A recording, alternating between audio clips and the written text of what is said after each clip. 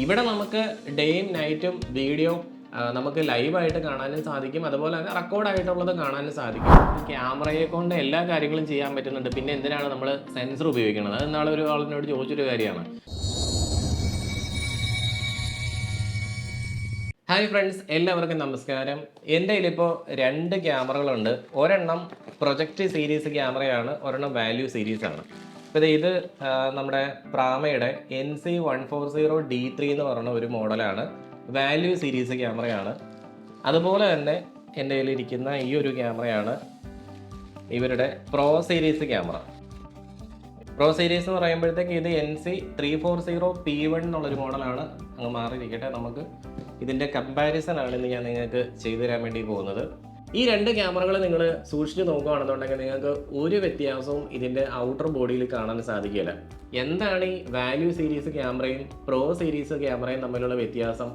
ഇത് നമ്മൾ പർച്ചേസ് ചെയ്തുകൊണ്ട്, അതായത് ഒരു 2000 രൂപയോളം കൂടുതലുണ്ട് ഇതിനെ അപേക്ഷിച്ച് പക്ഷെ അത്രയും രൂപ കൊടുത്ത് നമ്മളിത് പർച്ചേസ് ചെയ്യുമ്പോൾ നമുക്ക് എന്ത് അഡ്വാൻറ്റേജ് ആണ് ഇതുകൊണ്ട് കിട്ടുന്നത്?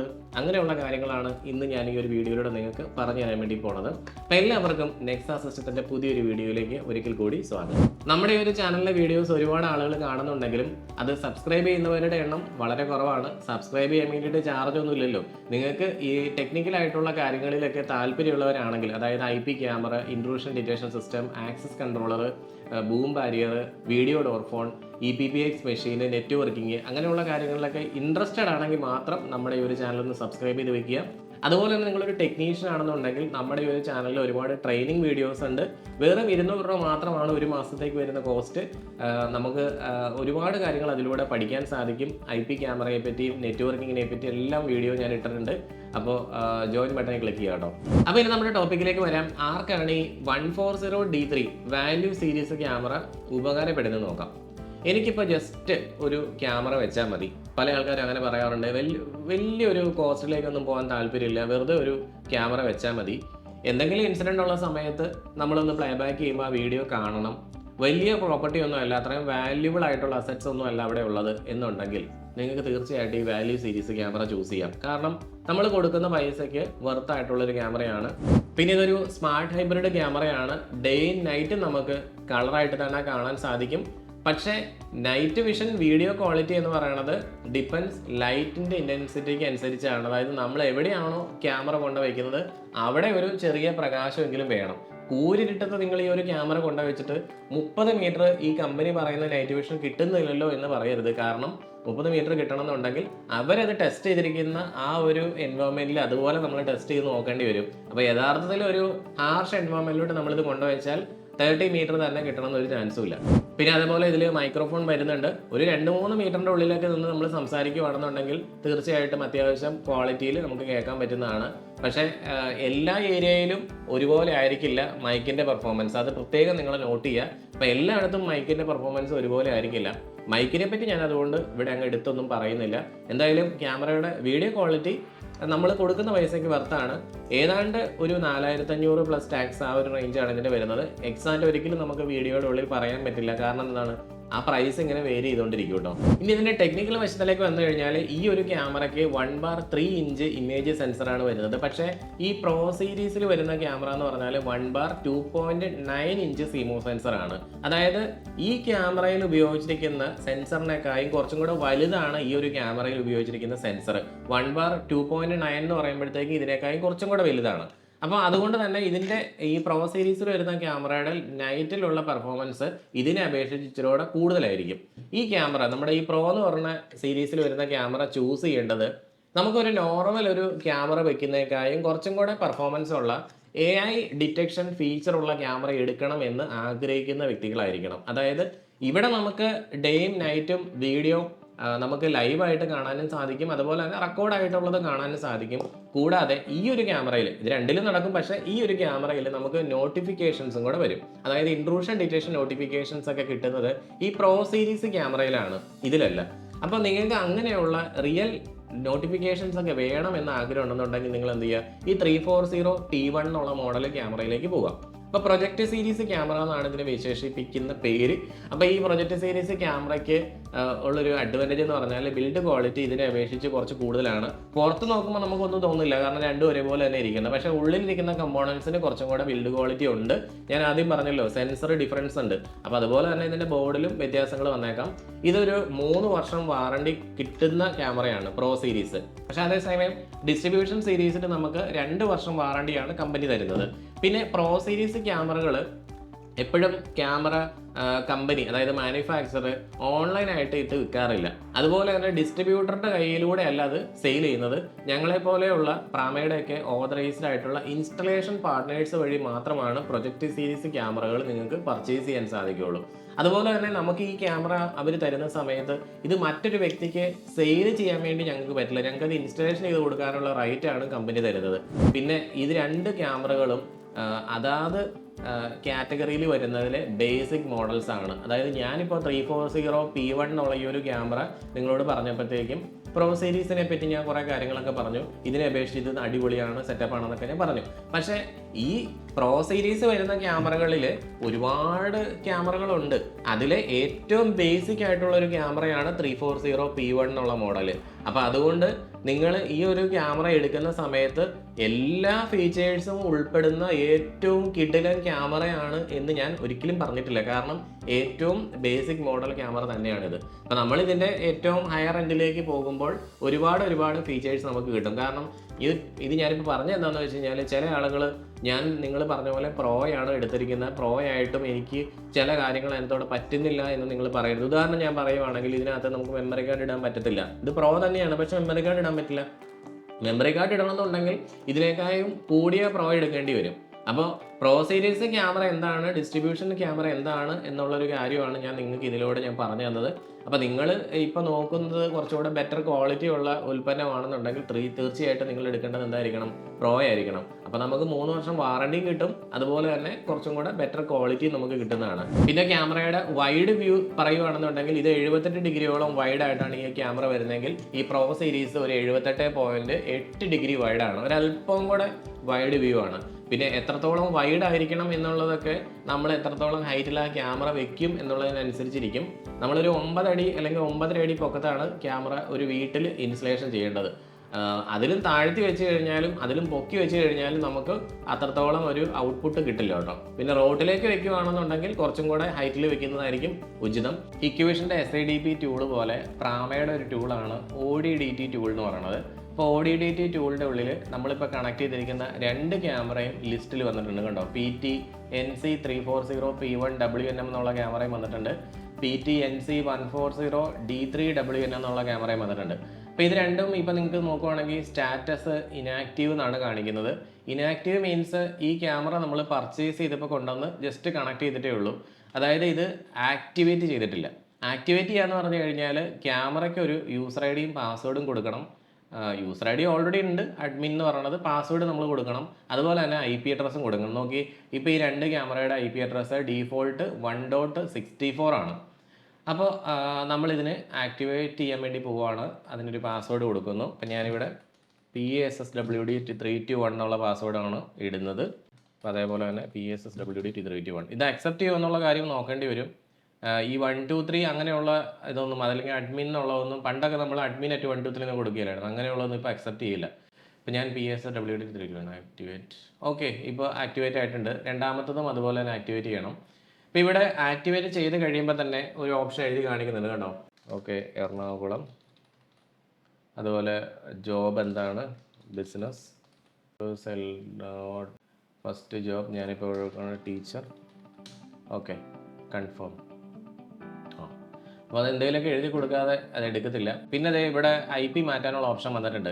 അപ്പോൾ IP മാറ്റുമ്പോൾ നമ്മുടെ നെറ്റ്വർക്കിൽ അത് നമുക്ക് കൃത്യമായിട്ട് കിട്ടണമെന്നുണ്ടെങ്കിൽ നമ്മുടെ നെറ്റ്വർക്കിൽ ഇപ്പോൾ ഇരിക്കുന്ന IP അഡ്രസ്സിന് മാച്ചിങ് ആയിരിക്കണം. ഓക്കെ, അപ്പോൾ എൻ്റെ ഇപ്പോഴത്തെ IP അഡ്രസ്സ് IP കോൺഫിഗ് എന്നുള്ള കമാൻഡ് അടിച്ച് കഴിഞ്ഞാൽ കാണാൻ പറ്റും. അപ്പോൾ എൻ്റെ ഇപ്പോഴത്തെ IP അഡ്രസ് 0 റേഞ്ചിലാണ് നിൽക്കുന്നത് കേട്ടോ. 192.168 0 റേഞ്ചിലാണ്. അപ്പം ഞാനിവിടെ ഡീഫോൾട്ട് IP അഡ്രസ്സ് ഈ ക്യാമറയുടെ മാറ്റിയിട്ട് 0 റേഞ്ചിലേക്ക് കൊണ്ടുവരണം. അപ്പം ഞാനിവിടെ 0 ഇപ്പോൾ ഒരു 33 എന്ന് കൊടുക്കണം കേട്ടോ. എക്സാമ്പിൾ ആണ്. 0.1 ആണ് ഇവിടെ ഗേറ്റ് വേ കൊടുക്കുന്നത്. DNS ഒന്നും ഞാൻ കൊടുക്കുന്നില്ല.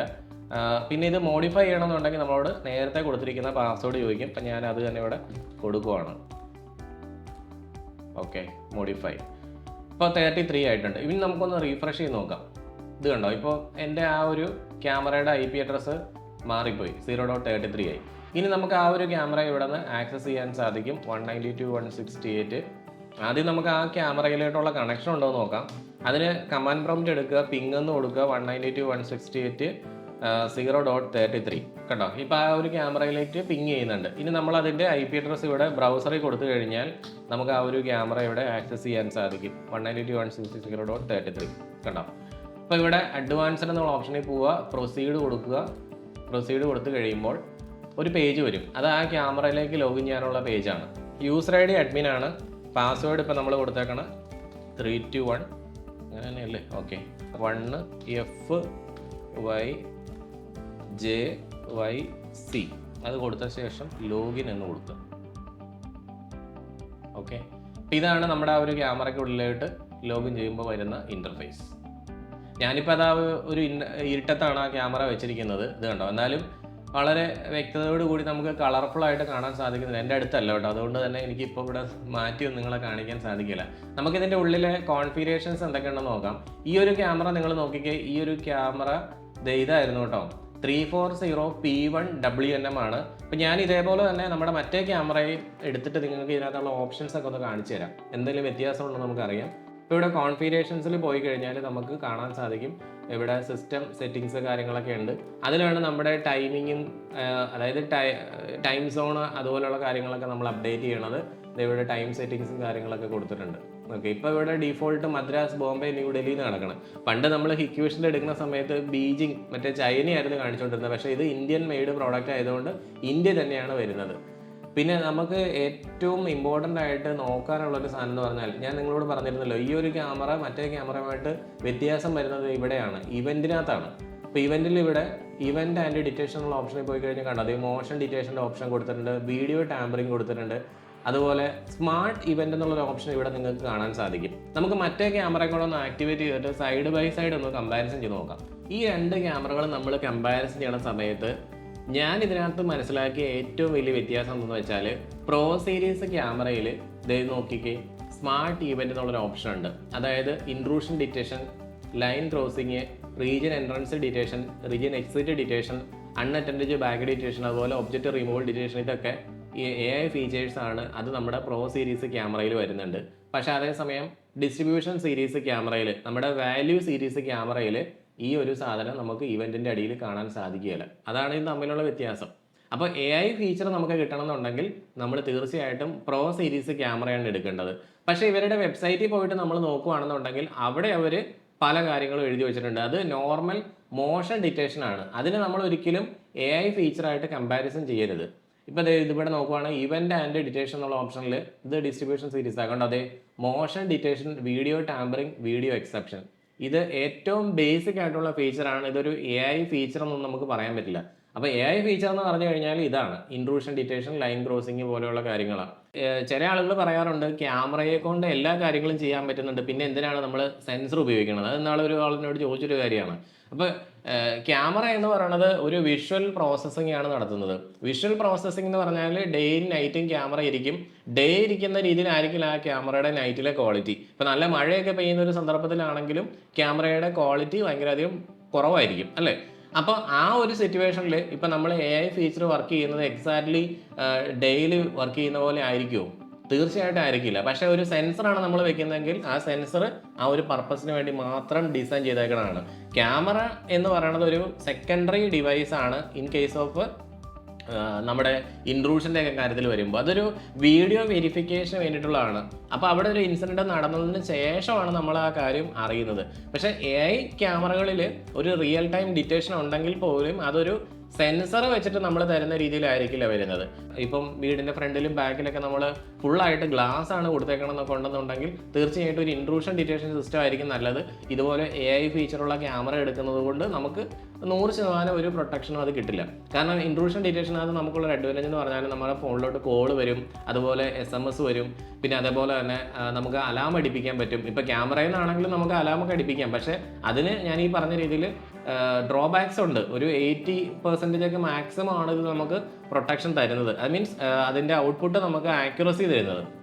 അപ്പോൾ 100 നോട്ടിഫിക്കേഷൻ വരുന്നുണ്ടെങ്കിൽ ചിലപ്പോൾ ഒരു 20 എണ്ണത്തോളം തെറ്റിപ്പോകാനുള്ള സാധ്യതയുണ്ട്. നമ്മളിപ്പോൾ ഈ AI ക്യാമറയുമായിട്ട് ഒരു അലാം കണക്ട് ചെയ്ത് വെച്ചിട്ടുണ്ടെന്നുണ്ടെങ്കിൽ 100 അലാം അടിക്കുമ്പോൾ 20 എണ്ണം തെറ്റായിട്ടായിരിക്കും അടിക്കുന്നത്. അപ്പോൾ അയലോക്കത്തുള്ള ആളുകൾ ചിലപ്പോൾ പ്രശ്നം ഉണ്ടാക്കാനുള്ള സാധ്യതയുണ്ട്. അപ്പോൾ അതുകൊണ്ട് നിങ്ങൾ അങ്ങനെയുള്ള സന്ദർഭത്തിൽ 100% പ്രൊട്ടക്ഷനാണ് നിങ്ങൾ ആഗ്രഹിക്കണമെന്നുണ്ടെങ്കിൽ ഒരു ഇൻട്രൂഷൻ ഡിറ്റക്ഷൻ സിസ്റ്റം തന്നെ ചെയ്യാൻ വേണ്ടി നോക്കുക. കൂടുതൽ നിങ്ങൾക്ക് അതിനെപ്പറ്റി അറിയണമെന്ന് ആഗ്രഹം ഉണ്ടെന്നുണ്ടെങ്കിൽ എൻ്റെ പഴയ വീഡിയോ കാണാൻ വേണ്ടി നോക്കുക. അല്ലെന്നുണ്ടെങ്കിൽ എൻ്റെ ഈ താഴെ കൊടുത്തിരിക്കുന്ന നമ്പറിലേക്ക് കോൺടാക്ട് ചെയ്യുകയാണെന്നുണ്ടെങ്കിൽ വിശദമായിട്ട് ഞാൻ അതിനെപ്പറ്റി നിങ്ങൾക്ക് പറഞ്ഞുതരാം. പിന്നെ ഈ ക്യാമറ നമുക്ക് വേറെ NVR കണക്ട് ചെയ്യാൻ പറ്റുമെന്ന് ചോദിച്ചു കഴിഞ്ഞാൽ തീർച്ചയായിട്ടും പറ്റും. കാരണം 2 ക്യാമറകളിൽ നമുക്ക് ONVF പ്രോട്ടോകോൾ കാണാൻ പറ്റും. നമുക്ക് ഹിക്യൂഷൻ്റെ NVR-ഉമായിട്ടോ, അതായത് പണ്ടത്തെ ഹിക്യൂഷൻ്റെ NVR-ഉമായിട്ടോ ഇനി CP+ൻ്റെ NVR ആയിട്ടൊക്കെ നിങ്ങൾക്ക് ഈ ക്യാമറകളെല്ലാം ചെയ്യാൻ സാധിക്കും. പക്ഷേ ഒരു കാര്യം മനസ്സിലാക്കുക, നമ്മൾ ഈ സ്മാർട്ട് ഇവൻ്റ് ഇവിടെ കണ്ടായിരുന്നല്ലോ. അപ്പോൾ അതിപ്പം ഇതൊരു സ്മാർട്ട് ക്യാമറയാണ്. ആ ക്യാമറ എടുത്തിട്ട് നമ്മൾ CP+ൻ്റെ NVR-ലേക്ക് വെച്ച് കഴിഞ്ഞാൽ ONVF വഴി കണക്ട് ചെയ്ത് കഴിഞ്ഞാൽ തീർച്ചയായിട്ടും നമുക്ക് AI ഫീച്ചർ ഒന്നും വർക്കാവില്ല കേട്ടോ. അതിപ്പോൾ അങ്ങോട്ടും ഇങ്ങോട്ടും കോമ്പാറ്റിബിലിറ്റി ഉള്ളത് ക്യാമറ ലൈവ് കാണാനും പ്ലേബാക്ക് കാണാനും അത് റെക്കോർഡ് ചെയ്ത് വെക്കാനും മാത്രമാണ്. അങ്ങനെ മാത്രമേ നടക്കുകയുള്ളൂ. ഒരു ബേസിക് ആയിട്ടുള്ള ഫംഗ്ഷൻ മാത്രമാണ് ONVF വഴി നമുക്ക് കിട്ടുള്ളൂ. അല്ലാതെ AI ഫീച്ചർ ഒരിക്കലും നമുക്ക് ഒരു ക്യാമറയിലുള്ളത് വേറൊരു കമ്പനിയുടെ NVR-ൽ കൊണ്ടുവച്ച് കഴിഞ്ഞാൽ ചെയ്യാൻ സാധിക്കില്ല. പിന്നെ നമുക്ക് AI ഫീച്ചർ ഈ പ്രാമയുടെ NVR-ലാണെങ്കിലും നമുക്ക് കിട്ടണമെന്നുണ്ടെങ്കിൽ നിങ്ങൾ പ്രാമയുടെ K2 സീരീസ് NVR എടുക്കാൻ വേണ്ടി നോക്കണം. അതായത് 2 ഹാർഡ് ഡിസ്ക് ഇടുന്ന ടൈപ്പ് NVR വരുന്നുണ്ട്. അതാണ് നമ്മൾ പർച്ചേസ് ചെയ്യേണ്ടത്. അങ്ങനെ വെച്ചാൽ മാത്രമാണ് നമുക്ക് കൂടുതൽ ഈ AI ഫീച്ചേഴ്സൊക്കെ വർക്ക് ചെയ്യുന്നതായിട്ട് കണ്ടേക്കണത്. ഈ 2 ക്യാമറകളും റോട്ടിലേക്ക് വയ്ക്കാനോ നമ്പർ പ്ലേറ്റ് ഡിറ്റക്ട് ചെയ്യാനോ കേപ്പബിൾ ആയിട്ടുള്ള ക്യാമറയല്ല. നിങ്ങൾക്ക് നമ്പർ പ്ലേറ്റ് എഡിറ്റ് ചെയ്യുന്ന ക്യാമറകളാണ് വേണ്ടതെന്നുണ്ടെങ്കിൽ എൻ്റെ ഇനി വരാൻ വേണ്ടി പോകുന്ന വീഡിയോസ് നിങ്ങൾ കണ്ടാൽ മതി. പിന്നെ നിങ്ങൾക്ക് AI ക്യാമറയാണെങ്കിലും ഇൻട്രൂഷൻ ഡിറ്റക്ഷൻ ആണെങ്കിലും വൈഫൈ നെറ്റ്വർക്കിംഗ് ആണെങ്കിലും IT-യുമായിട്ട് ബന്ധപ്പെട്ട അല്ലെങ്കിൽ ഇലക്ട്രോണിക് സെക്യൂരിറ്റി ആൻഡ് ഹോം ഓട്ടോമേഷനുമായിട്ട് ബന്ധപ്പെട്ട എന്ത് കാര്യങ്ങൾക്ക് വേണ്ടിയിട്ട് വേണമെങ്കിലും നിങ്ങൾക്ക് നെക്സയെ കോൺടാക്ട് ചെയ്യാം. ഞങ്ങൾ ഓൾ കേരള ഇൻസ്റ്റലേഷൻ ചെയ്യുന്നുണ്ട്. ഞാൻ ഈ ഒരു വീഡിയോ ചെയ്യുന്ന സമയത്ത് ഞങ്ങൾ കണ്ണൂരും കാസർഗോഡും വയനാടും ജില്ലകളിൽ ഇപ്പോൾ ഇൻസ്റ്റലേഷൻ ഇല്ല. ബാക്കി എല്ലാ ജില്ലകളിലും ഞങ്ങൾക്ക് ഇൻസ്റ്റലേഷൻ ഉണ്ട്. ഞങ്ങൾക്ക് 72 മണിക്കൂറിനുള്ളിൽ സപ്പോർട്ട് കൊടുക്കാൻ പറ്റുമെന്ന് ഉറപ്പുള്ള സ്ഥലങ്ങളിലാണ് ഞങ്ങൾ ഇൻസ്റ്റലേഷൻ ചെയ്ത് കൊടുക്കുന്നത്. തീർച്ചയായിട്ടും നിങ്ങൾക്ക് ഞങ്ങളെ കോൺടാക്ട് ചെയ്യാവുന്നതാണ്. കാരണം നിങ്ങളുടെ ഒരു വർക്കോട് കൂടി ഞങ്ങളുടെ പേര് മോശമാക്കാൻ വേണ്ടി ഞങ്ങൾ ആഗ്രഹിക്കുന്നില്ല. അപ്പോൾ നല്ല ബെസ്റ്റ് സർവീസ് ആൻഡ് സപ്പോർട്ട് നിങ്ങൾക്ക് കിട്ടും നെക്സയിൽ നിന്ന്. ഓക്കെ, അപ്പോൾ എല്ലാവർക്കും നല്ലൊരു ദിവസം ആശംസിക്കുന്നു.